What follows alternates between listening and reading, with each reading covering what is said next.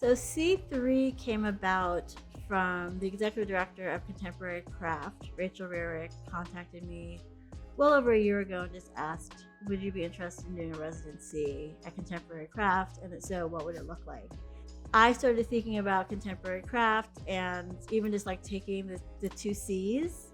So I was thinking like, how do we even think of the name?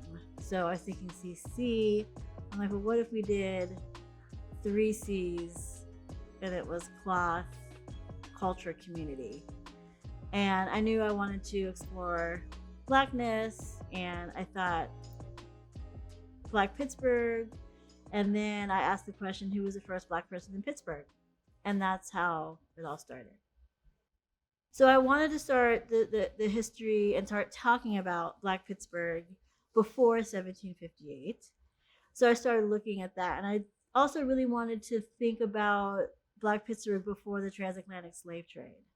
So I knew I wanted to start in West Africa, and I wanted to start with the women in West Africa because I think all too often the queens and femme leadership is overlooked and not talked about enough. And so C3 covers over 1,000 years of history, the 1500s in West Africa up to the year 3000 in Pittsburgh.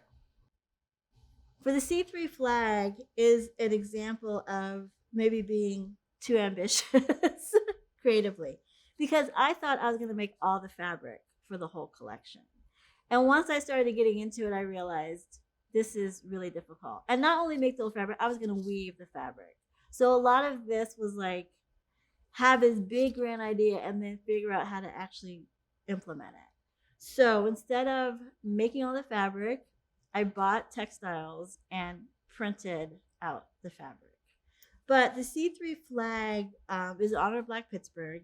And the way that it is put together is it is a kind of the necklace of connection. It's a chain of connection. So at the center is the mythical flying African, part of folklore, or some people say very real experience that Black people can fly. And also the eagle, which is important in both the United States of America as well as Nigeria, which is where our story starts. And then we have a chain from showing from different ports in West Africa up through Louisiana and up to Pennsylvania. So that's kind of that first link to the transatlantic slave trade. The flag is flanked with fern, and fern represents the plant that enslaved Africans would look for in order to find their path towards fresh water on their path towards freedom from chattel slavery in the South.